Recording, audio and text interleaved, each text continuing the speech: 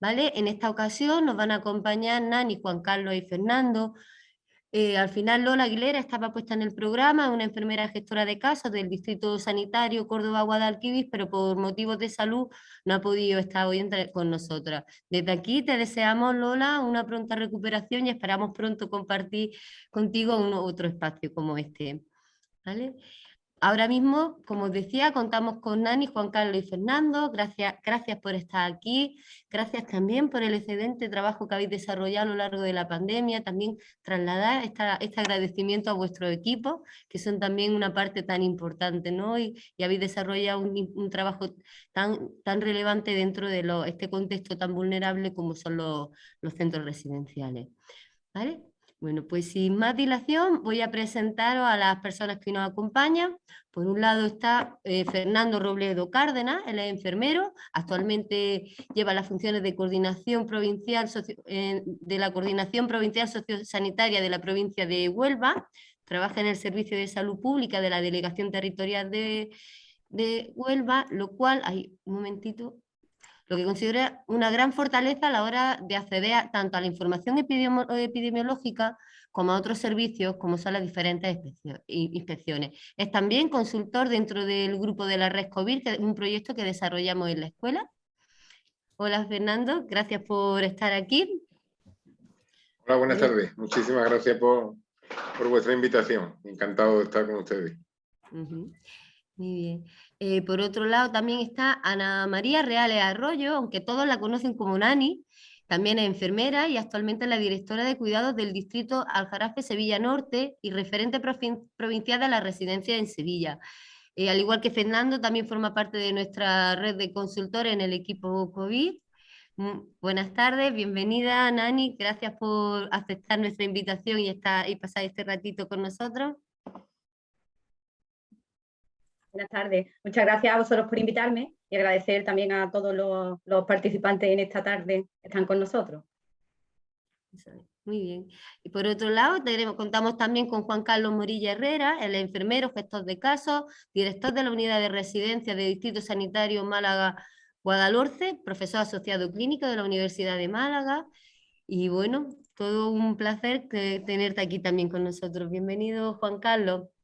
Pues muchas gracias, un placer acompañaros esta tarde. Hemos sido compañeros los de mesa y de fatiguitas también en todo este tiempo, así que encantado de estar en esta mesa. Bueno, pues si os parece, voy a empezar sin más dilación. La idea es formular una serie de preguntas y conversar un poquito, ¿no? En torno a una serie de temas. Bueno, os interesa mucho pues conocer vuestras experiencias y opiniones, pareceres, porque creo que tenéis, que no son pocas, ¿no? En torno a lo que ha sido el trabajo con la residencia y esta pandemia, ¿vale? En relación a la atención de personas con COVID en vuestro entorno de trabajo, ¿podríais contarnos algunas buenas prácticas que hayáis puesto en marcha a lo largo de esta pandemia? Si os parece, comienza Fernando, podría seguir Nani y que termine Juan Carlos. ¿Os parece?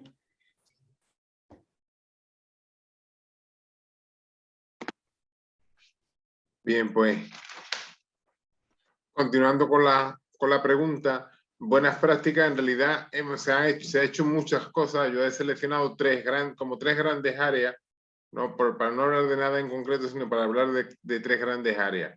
Una primera área que sería trabajar sobre la evaluación inicial. Cuando se hicieron las revisiones que se hicieron por el verano de 2020 de la residencia, se revisaron los planes de contingencia y demás, vimos, todas las residencias nos planteaban un escenario en la que tenían una habitación o dos habitaciones para ese positivo que ellos iban a tener. Después, cuando los brotes empezaron a llegar sobre todo en esa segunda ola, que fue la que más nos atizó en Huelva, lo que teníamos era un incendio generalizado en el centro, no teníamos un único caso, teníamos varios casos. Eso coincidió en el tiempo casi con la aparición de los test de antígeno. ¿Qué es lo que se hizo? Pues lo que se hizo fue hacer una primera valoración inmediata y rápida para intentar determinar qué zonas del centro residencial eran las zonas afectadas, en las zonas en las que había que hacer la auténtica sectorización. lo que se hizo fue una combinación entre test de antígeno y PCR, de tal manera que se hacían las dos pruebas simultáneas. Como el test de antígeno lo teníamos sobre la marcha, hacíamos una primera clasificación y establecíamos una primera zona. Y después, horas más tarde, o al día siguiente, cuando ya teníamos los resultados de las PCR, hacíamos una resectorización. Entonces, en la combinación de pruebas a nosotros nos resultó altamente eficiente y nos permitió hacer esa intervención rápida, que es la que se entiende que, siguiendo con el símil del incendio, es la que tenemos que llevar a cabo, ¿no? Y después, a continuación, todo el tema de controles frecuentes. Hemos tenido compañeros, y todavía los tenemos, que cuando se les dice tenemos que hacer más controles, y nos dicen, esto es un despilfarro de dinero. Después, cuando llega el momento y ven que hacen una nueva ronda de controles y le aparecen 2 positivos más, pues dicen, bueno, pues no era ninguna ineficiencia y al final ha sido muy positivo, ¿no? Así que yo situaría como esa primera práctica la evaluación inicial. La segunda fueron las dos grandes intervenciones que se hicieron al amparo de la instrucción, creo que fue la 1 o la 2 2020, que fueron las medicalizaciones y las evacuaciones. Las medicalizaciones y las evacuaciones fueron un auténtico balón de oxígeno para los centros, en el sentido de que todo aquel centro que era necesario medicalizar, en el que se creaba un efecto colateral que era altamente beneficioso para todos los profesionales. El hecho de que hubiera profesionales sanitarios trabajando con los sociosanitarios les creaba un espacio de convivencia que les permitía que se produjera un contagio de buenas prácticas, una demostración en la práctica de cómo se puede gestionar las cosas, y fue una experiencia narrada por los propios profesionales que estuvieron en las medicalizaciones altamente positiva. La medicalización, las evacuaciones también fueron muy beneficiosas, en el sentido de que estos centros que estaban siempre sometidos a la presión de los espacios, de que no tenían a un centro de 40 personas, le hacías una evacuación de 4 y automáticamente lo que hacía era que generaba espacios libres para poder llevar a cabo nuevos aislamientos, y le daba, como he dicho antes, un auténtico balón de oxígeno. Así que, por una parte, lo que es la actuación inicial, y por otra, lo que son las medicalizaciones y las evacuaciones. Y una buena práctica, una práctica que nosotros seguimos recomendando porque es muy beneficiosa para los centros, es trabajar en lo que hemos llamado trabajar en modo casos. Los centros nos dimos cuenta de que había como dos tipos de centros. Aquellos centros en los que se producía un contagio y ese contagio se autolimitaba, y aquellos centros en los que se producía un contagio y era un incendio generalizado, en el que a los 2 o 3 días prácticamente no quedaba libre de contagio nada más que un 10% de los residentes. Entonces, ¿cuál era la clave? ¿Cuál era el elemento que había posibilitado poder contener la infección frente a aquellos centros en los que no se había producido? No era el tamaño, el tamaño sí es importante, pero no era lo que se producía, era aquellos centros en los que habían sido capaces de controlar, son centros en los que se respetaban los circuitos, se trabajaba siempre durante todo el año como si en realidad hubiera casos. Por tanto, esos centros estaban preparados, estaban entrenados, no tenían sometido a la improvisación permanente y continua cuando se producía el caso en el que se desataban los nervios, las inseguridades. Eran centros que lo tenían bastante bien controlado, ¿no? En esos centros, como a modo de experiencia, ¿qué es lo que hacían? Fundamentalmente, en aquellos casos en los que trabajaban con los pacientes en modo caso, aunque el paciente no lo fuera, ¿qué hacían? Por ejemplo, las altas hospitalarias, lo trataban como si fueran un potencial paciente con contagio, y lo sometían a todos los circuitos, a todos los protocolos, y activaban, se puede decir que tenían activado casi permanentemente su plan de contingencia, ¿no? Esa era así que yo situaría un poco por brevedad en esas tres medidas, lo que es trabajar en modo caso, el tema de las evacuaciones y medicalizaciones, y por otra parte lo que es la atención inicial. Ya imagino que ahora el resto de compañeros complementará esta parte. Muchas gracias, Fernando. Nani, ¿cuáles destacarías tú? ¿Qué buenas prácticas destacarías? Buenas prácticas hemos hecho miles y miles, porque como la pandemia ha sido de golpe, pues hemos tenido que innovar muchísimo. Yo lo que os voy a hablar es de la experiencia como directora de cuidado y además como también referente provincial de las residencias de Sevilla. Nosotros en un principio lo que tuvimos que crear a nivel de distrito es crear una comisión COVID de residencia del distrito, donde era formado por un montón de profesionales. Bueno, la gerente estaba, por supuesto, director de salud, directora de cuidado, epidemiología, enfermeras gestoras de casos. Ese fue lo primero que nosotros empezamos a hacer, que fue la creación de esa comisión. Esto venía implantado desde arriba porque hemos tenido unas directrices muy claras, que yo creo que es fundamental, las directrices desde la estrategia de cuidado que hemos tenido, donde se creó la red de enfermeras gestoras de casos, que eran las que estaban desde un principio, desde antes que empezara a haber brotes, pues haciendo el control y seguimiento de todas las residencias. Ya se empezaron a hacer desde un principio formación, información, evidentemente la prevención, y cuando llegó el momento, pues fueron las que se encargaron y las líderes en la gestión de los brotes. Otra innovación que ha sido clave para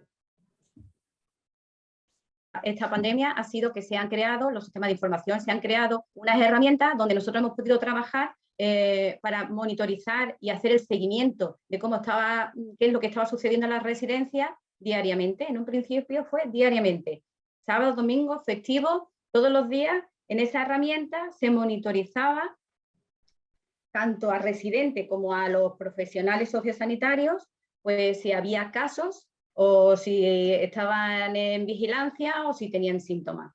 Yo creo que ese ha sido clave, porque además, de hecho, con esa herramienta después le hemos dado acceso, se le ha dado acceso a las direcciones de las residencias para que la tengan actualizada, y tenemos actualizados los censos tanto de residentes como de los profesionales sociosanitarios, que posteriormente, cuando ya llegó por fin la vacuna, nos facilitó también mucho el trabajo. Esa ha sido también una innovación impresionante. Otra cosa que yo destacaría es que hemos tenido reuniones con las direcciones de los centros residenciales. En un principio, al principio del principio, cuando todavía se podía, nosotros desde nuestra dirección hicimos reuniones con todas las direcciones de residencias presencialmente, pues para explicarles en qué consistía el plan de contingencia, cómo tenían que hacerlo, que no lo tenían que entregar, que iríamos a revisarlo. Las enfermeras gestoras de casos, siempre con ellos, reforzándoles, enseñándoles y viendo cuál era el plan de contingencia que tenía que tener cada uno. Cuando ya llegaron los brotes y empezamos ya con las medicalizaciones o las evacuaciones, pues hemos aprendido mucho, porque hemos habilitado, bueno, hemos participado en espacios de evacuación, como fue en Sevilla, en el Alcora. Huelva empezó, como él ha dicho, en verano a sentir la ola. Nosotros lo sentimos antes en mayo, junio, ya empezamos nosotros, no, en mayo, en marzo, estábamos abriendo el 27 de marzo, se estaba abriendo el Alcora.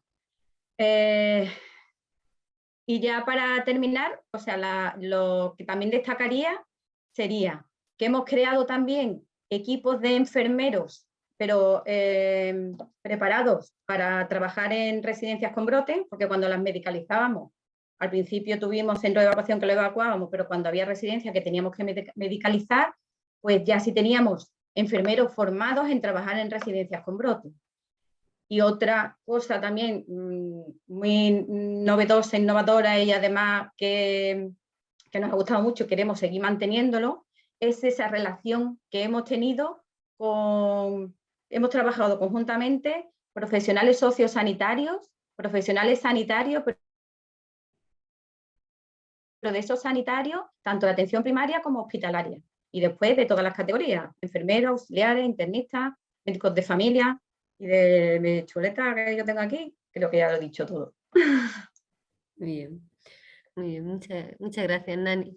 Y Juan Carlos, en tu caso, ¿cuáles destacarías? ¿Qué buenas prácticas en tu entorno? Bueno, pues en principio nosotros en Málaga ya teníamos una infraestructura, como sabéis, que es la unidad de residencia, que tenía una tradición de 20 años de relación con el sector, con lo cual, bueno, pues lo que tenía que ver con la comunicación, los censos de pacientes, las líneas de contacto, la formación incluso, nosotros la teníamos muy trabajada porque habíamos además ganado el año pasado, el año anterior a la pandemia, habíamos ganado un premio de buenas prácticas del Ministerio por el manejo de pacientes colonizados por bacilos multiresistentes. Con lo cual todo el tema de prevención y de manejo de EPI y medidas estándar y ampliadas lo teníamos muy trabajado. Pero es cierto que nos encontramos en un momento con que tuvimos que pedirle ayuda a toda la parte de las gestoras de casos que pertenecen a nuestra unidad, a todas las gestoras de casos de los centros de salud, las incorporamos al trabajo en residencia porque llegó un momento que nos desbordó. Y sí queríamos homogeneizar la manera de trabajar en un tiempo récord. Necesitábamos que todo el equipo, que pasamos de ser 7 a ser casi 30 personas, necesitamos que los 30 lo hiciéramos de una manera parecida. Entonces diseñamos una lista de chequeos de seguridad clínica, que sabéis que en seguridad clínica son muy típicas utilizar listas de chequeo. En esas listas de chequeo nosotros preguntábamos a la residencia en cada contacto si tenían las medidas de protección necesarias, si sabían la secuencia de colocación de EPI, si disponían de mascarilla y de bata, porque en aquel momento recordaros que estábamos muy escasos de este tipo de materiales, si tenían una zona bien definida para los residentes con síntomas, sin síntomas, con contacto, etcétera, y si tenían lavabo dentro de esa zona, ¿no? También nos interesamos en la lista de chequeo por si había una manera fácil de salir del área de riesgo sin pasar por las otras áreas, o también si se podía ampliar la zona de riesgo en un momento dado, porque claro, como comentaba el compañero, había residencias donde los pacientes crecían exponencialmente. La posibilidad de salir al exterior sin pasar por otras áreas y tener unos circuitos claros de evacuación y traslado. Esa lista de chequeo la implementamos en una aplicación móvil que la ubicamos en un servidor de la universidad y todos los días obteníamos una gráfica que nos mostraba el perfil de riesgo de cada residencia, no solamente en cuanto a la disponibilidad de EPI y la capacidad de utilizarlo adecuadamente, sino también que nos ofrecía un gráfico de la estructura, de cómo la estructura dinámica que resultaba o que necesitaba la residencia para adaptarse al número de casos que tenía, en qué medida esa estructura se iba dando respuesta a las necesidades. Esa gráfica se compartían con las inspecciones, con epidemiología, con las inspecciones de servicios sociales y de salud, y nos permitían a todos los que estábamos implicados en aquel momento en el manejo de la situación, nos permitían pues tener una visión global de dónde teníamos el problema y qué problema era. En unos sitios era un problema de déficit de EPI, intentamos darle respuesta, en otros sitios era un problema de formación, en otros sitios eran problemas estructurales y a través de las ONG pues intentábamos resolver con tiendas de campaña, con instalación de lavabos portátiles, intentábamos darle respuesta a los problemas estructurales gracias pues, a ONG como Médicos Sin Fronteras, el Ayuntamiento de Málaga, que nos ayudaban en estas cuestiones. Quiero decir que esta gráfica nos permitía un manejo macro de la situación desde distintas administraciones y colaboradores, ¿no? Posteriormente hemos tenido tiempo de enlazar los datos que habíamos obtenido día a día durante la primera ola de la pandemia, de estos datos que recopilábamos con el número de casos confirmados que se han ido produciendo en el tiempo, y hemos podido hacer un análisis donde hemos tenido las hazard ratio que tiene que ver con cada uno de los ítems que se recuperaban.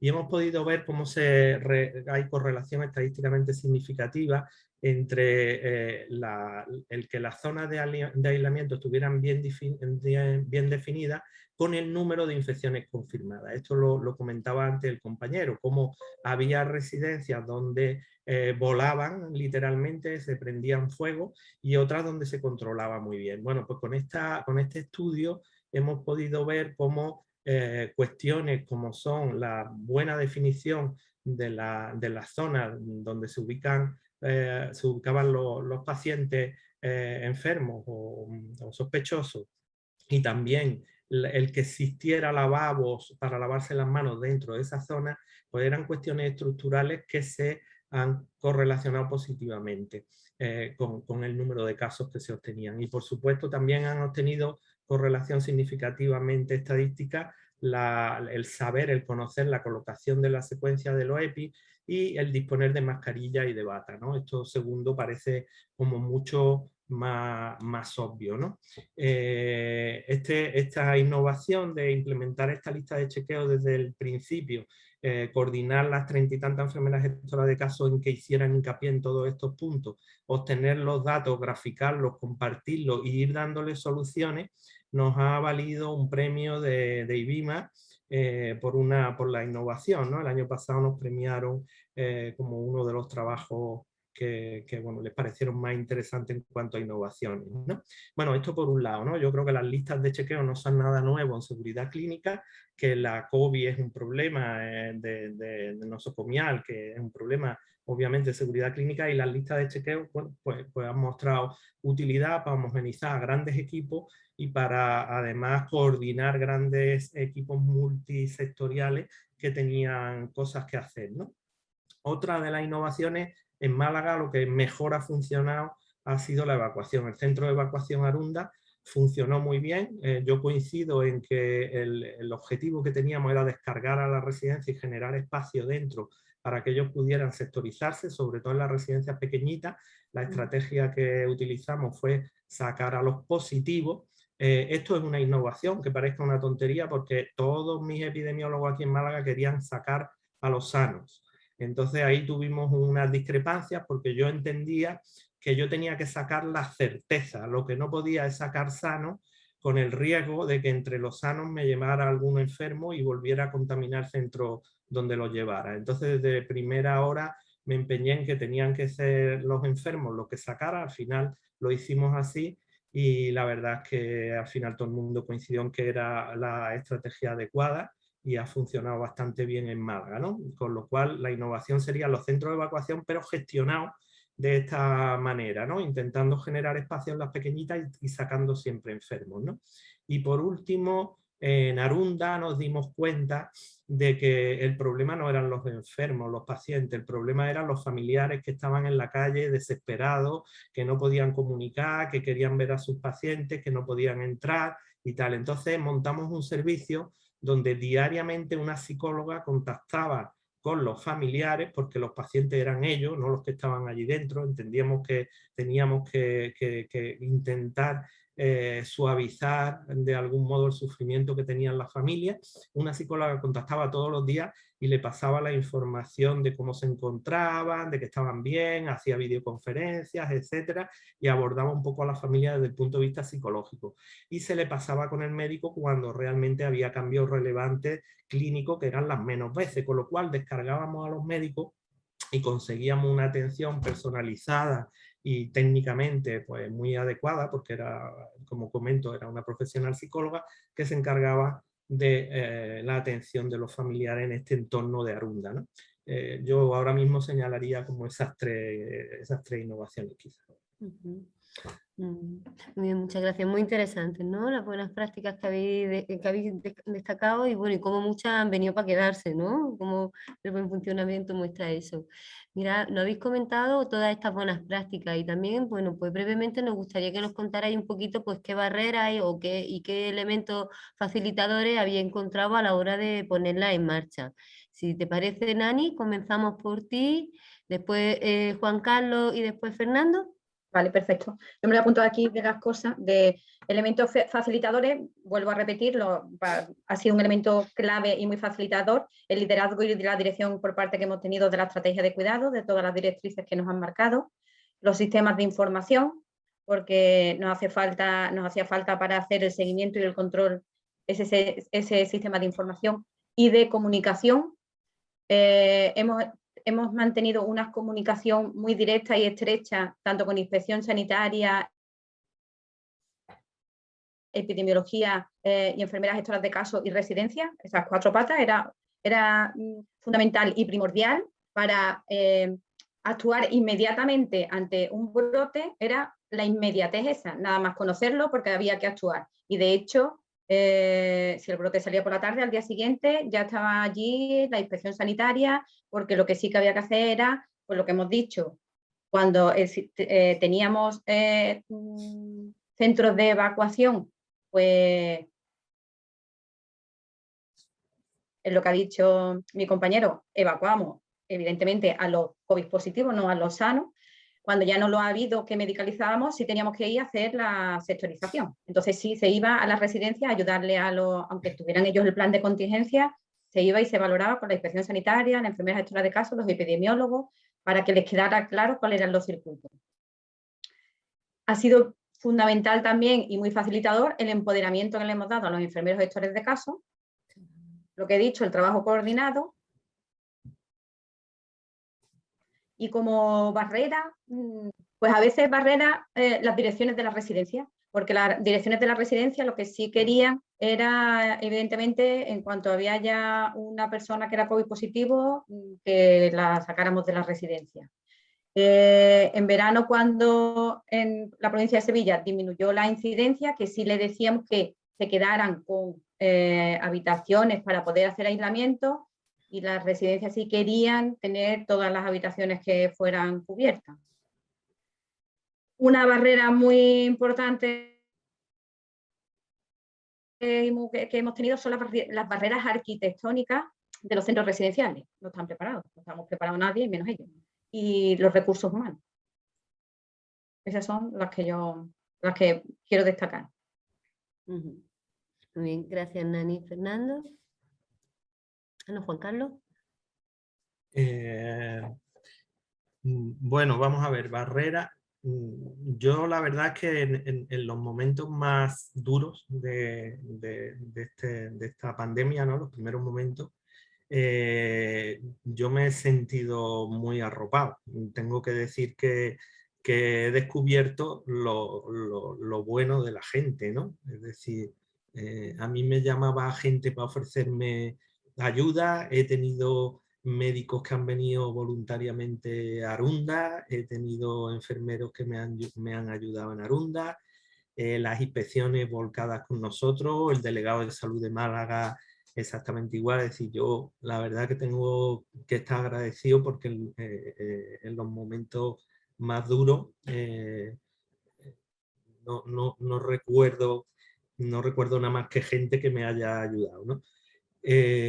Por supuesto que la estrategia de cuidado, el tener ese grupo de WhatsApp de provinciales, donde han tenido la deferencia de no solo de, por supuesto, de estar Nieves, sino de estar la viceconsejera o estar el director general o estar Carmen Lamas, ¿no? Donde llorábamos, nos ayudábamos, nos explicábamos, poníamos documentación, pensamos, o sea, era un caos porque teníamos un boja detrás de otro, un boja decía una cosa y el otro lo corregía.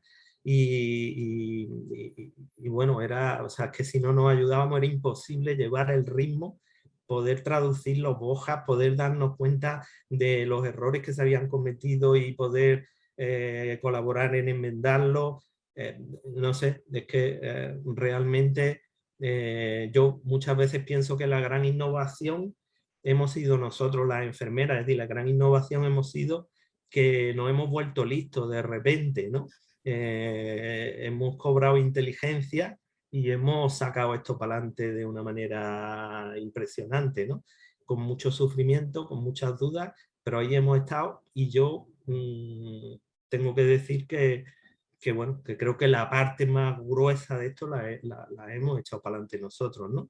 No digo los del grupo hicimos lo que pudimos, ¿no? Pero ahí ayudándonos hemos tenido cientos de enfermeras, ¿eh? y bueno, y gente muy valiente, ¿no? Gente muy valiente. Y muy valiente la gente que ha trabajado en los sociosanitarios, porque hemos visto auxiliares de enfermería con una bolsa de basura cuidando pacientes con COVID, ¿no? Y porque no había otra cosa, ¿no? Y con una mascarilla, es decir, si eso no es ayuda, ¿qué más podemos pedir, no? Es decir, yo no veo barreras. Las barreras las estamos encontrando ahora a la vuelta, ¿no? Tenemos una pedraílla a todos, porque psicológicamente esto ha sido muy duro y aquí todos tenemos, y no sé, y ahora yo empiezo a ver como cosas raras, ¿no? Es decir, como que ahora ya no compartimos tanto, no estamos tan dispuestos a ser generosos, ya tenemos que volver a hacernos tontas, no sé, hay una serie de cuestiones que parece que vuelven a renacer, ¿no? Pero no en aquellos momentos lo mejor de cada uno. Sí, de verdad. Gracias, Juan Carlos. Y Fernando, ¿qué nos destacarías tú? Bueno, pues esto de hablar el último es una oportunidad porque prácticamente se ha dicho todo y además muy bien dicho. Yo suscribo todo lo que ha dicho tanto Nani como Juan Carlos, pero y además me gustaría insistir en esa última idea que ha desarrollado ahora Juan Carlos. El inicio de la pandemia sacó lo mejor de cada persona y ya lo que se llama la fatiga pandémica, en esta fase en la que estamos, sí están saliendo algunos brotes de lo peor de cada uno. Pero bueno, salvando todo eso, el gran facilitador, insisto y refuerzo, que ha sido la enfermería, la enfermería en mayúsculas, una enfermería que se ha dejado la piel, una enfermería que ha ido marcando caminos, abriéndose pasos sin miedo, en medio de una selva, ha cogido machete y se ha liado a desbrozar y a meterse sin miedo adelante. Entre las barreras, hay una barrera que yo todavía la sigo encontrando, y es el tema de la concienciación de los profesionales en general y de los profesionales sociosanitarios en particular, ¿no? El COVID ha sido un test de estrés para la sociedad en su conjunto, y ha venido a decir cuáles son las debilidades y cuáles son las fortalezas de cada cual, ¿no? Pero en el caso concreto de la profesionalización de los profesionales, valga la redundancia, sociosanitarios, se ha demostrado que en algunos casos hay carencias formativas y carencias de concienciación.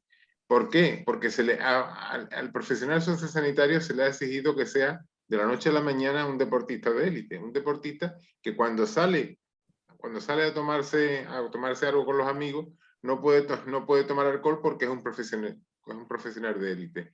Pues el profesional sociosanitario se le exige que cuando está fuera de la residencia, fuera del centro en el que está, se mantengan con precauciones para no contagiarse fuera del centro y después llevar la infección al centro. Entonces ese es un área. Nosotros aquí en Huelva hemos abierto una línea que se llama Ciencia y Conciencia. Todos los viernes estamos enviándole a la residencia material, algún dístico, algún material sensibilizador, con ideas de que lo difundan entre los profesionales y esté un poquito lo más fresco posible para el fin de semana. Es una línea que me gustaría destacar que hemos hecho aquí. Por lo demás, suscribo todo lo que se ha dicho en todo y por todo, y de todo el apoyo institucional que hemos tenido. Yo, al igual que han dicho mis compañeros, pues yo me he sentido tremendamente respaldado y sin miedo a la hora de acometer cualquier cosa, porque sabíamos que estábamos bien protegidos. Muchas gracias. Bueno, como habéis dicho, ¿no? El trabajo en equipo ha sido una de las claves, ¿no? Uno de los elementos facilitadores por excelencia, ¿no? Como nos habéis comentado. En vuestros equipos, cómo se ha vivido, cómo han estado, toda la incorporación de estas buenas prácticas, de estos cambios, cómo se ha gestionado dentro del equipo. A ver, si os parece, comenzamos ahora por, a ver, Juan Carlos, por ejemplo. Juan Carlos, Fernando y después Nani.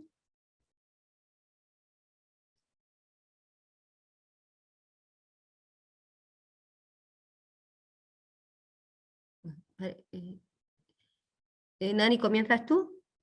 Mientras retoma la conexión Juan Carlos. Vale, vale. Como he dicho antes, ha sido clave el trabajo en equipo, eso ha sido clave, creando la red de enfermeras gestoras de caso. Yo como referente provincial, pero bueno, atendiendo, siempre había referentes de enfermeras gestoras de caso de distrito, y yo además creé un grupo WhatsApp con los directores de enfermería de toda la provincia. Además de lo que han dicho mis compañeros Fernando y Juan Carlos, que hemos tenido el grupo de nosotros, de todos los provinciales, donde teníamos a consejería, teníamos a servicios centrales, guiándonos y actualizándonos, y todas las dudas que teníamos, que después teníamos que transmitir al resto, pues ha sido fundamental. Y por otro lado, el trabajo en equipo que yo he hablado antes. Nosotros creamos equipos de enfermeros que se encargaban de ir a trabajar a las residencias con brotes. Trabajábamos en equipo con la inspección sanitaria. Para mí eso ha sido fundamental. Fundamental. Hemos ido a las residencias con brotes, a hacer la sectorización, a llevar el control y seguimiento. Y yo he sentido mucho apoyo por la inspección sanitaria de la delegación territorial. Y bueno, también con la inspección de sociales, que era nuestra conexión también con la inspección de sociales. Hemos trabajado con todos los profesionales que teníamos que trabajar, internistas, médicos de familia, los referentes de residencia, pero de los equipos de salud, de los centros de salud. Yo destacaría que hemos salido victoriosos por el gran equipo que hemos hecho y el trabajo en equipo que hemos hecho. Juan Carlos, que te habíamos perdido antes por un momento. Sí, se me ha cortado. Bueno, estoy aquí emocionado porque yo cuando estaba en Arunda lloraba todos los días.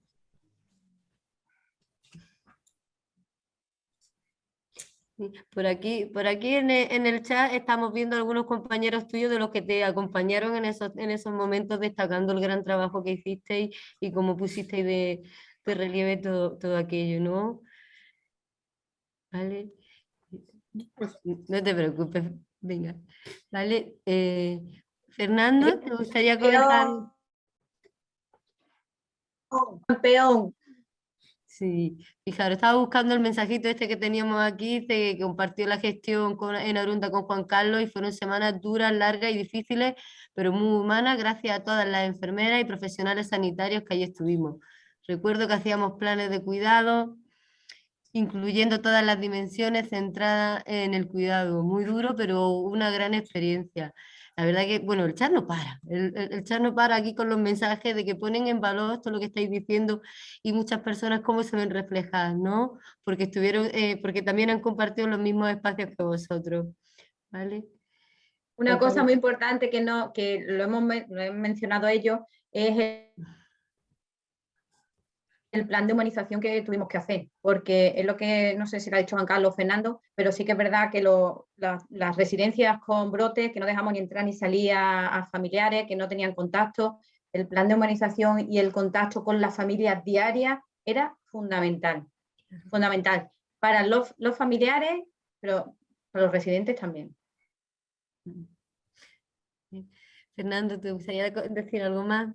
Sí, vamos, yo en relación, es que ahora mismo estaba un poco parado, porque además comparto las mismas sensaciones que puede tener ahora mismo Juan Carlos, porque han sido unos momentos durísimos, que lo hemos vivido todo y a veces esa sensación que te quedaba cuando tenías algo, pero estabas un poco en la distancia y no podías estar allí, quisieras estar allí y no podías, es algo que ese sentimiento pega un pellizco en el corazón, ¿no? En relación al trabajo en equipo, nosotros, como ha dicho antes Nani, hemos tenido diferentes equipos. Entonces, la experiencia de tener de participar de diferentes equipos nos ha posibilitado el hecho de ver la importancia que tiene que cada equipo tenga un director de orquesta. Entonces, hemos estado en muchos equipos y yo en mi parte, la mayoría de los equipos en los que he estado han sido buenos y en el que no ha sido tan bueno, ha sido un aprendizaje para saber que tiene que haber un director de orquesta. Hemos tenido la suerte de que muchos equipos han surgido prácticamente por generación espontánea. Alguien da el aviso de que en su centro, en una residencia de su ámbito, hay un caso y automáticamente lo que hacíamos, creamos grupos de WhatsApp, empezamos ahí agregando personas que podían aportar. Ha habido casos en los que ha habido esas valientes que se han tirado al toro y han tirado del carro, y hay otros en los que ha habido que decir, venga, vamos, que cuando nos demos cuenta no nos va a quedar ningún residente libre, ¿no? Entonces, la importancia del director de orquesta ha sido esencial. Ha sido esencial. Yo, por mi parte, también me uno a Nani en lo que ha dicho, el apoyo de las inspecciones, tanto de sociales como de sanitarios, ha sido un apoyo tremendo. Y yo, por mi parte, es que también he tenido la suerte, y no quiero dejar de nombrar mi compañera Marielu, que es la coordinadora la que lleva la coordinación dentro del distrito mayoritario que hay en Huelva, y prácticamente hemos actuado como si fuéramos 2 siameses, ¿no? Y después, una gran fortaleza que yo he visto en este sentido, a la hora de tener que hacer gestiones de medicalizaciones, evacuaciones y todo más, la parte nuestra, hay una parte que es un área de gestión sanitaria y otra parte no lo es. La parte que es un área de gestión sanitaria, el hecho de que no hay que poner de acuerdo a hospitales y distritos porque es la misma persona la que moviliza todos los recursos, eso ha sido una gran fortaleza también, ¿no? Y a la hora del trabajo en equipo, pues se ha demostrado porque metes dentro de la cadena una simplificación que te ayuda y te hace mucho más efectivo el producto final, ¿no? Y bueno, ahora mismo no me surgen más cuestiones en este sentido. Muchas gracias, Fernando. Nada, a ustedes, muchísimas gracias. ¿Vale? Bueno, yo creo que hay que daros las gracias por estar aquí, como decía al principio, por todo el trabajo que habéis hecho, que ha sido mucho, y como habéis tenido esa capacidad de adaptación, de identificar buenas prácticas, de llevarlas a cabo y de movilizar esos equipos, ¿no? Como bien decía también ahora Fernando, ¿no? Y bueno, por aquí nos decía, dice, los héroes también se emocionan, ¿vale? Y reconocían el gran trabajo de Juan Carlos, dice que ha sido un faro y que ha salvado decenas de vidas. Es normal esa emoción y esas cosas. Pues mira, también es verdad, como bien decíais, ¿no? Por aquí en los mensajillos que tengamos en el chat, ¿no? Que bueno, que ha sido tiempo muy complicado y en los que ha sido importante movilizar a esta enfermera y de implicarse y de sacar adelante ese trabajo. ¿Vale? Mira, vamos, si os parece, si podemos finalizar aquí esta primera parte. De verdad, gracias a vos, gracias Nani, Juan Carlos, Fernando por estar aquí, por compartir este espacio. Gracias a las más de 250 personas que nos están siguiendo en directo. Y ahora mismo pues vamos a hacer una pequeña pausa, una pausa saludable lo llamamos, donde podamos estirar un poquito las piernas, beber agua, y a las 6 en punto daremos paso a la siguiente mesa. ¿Vale? Muchas gracias a todos. Hasta luego, gracias.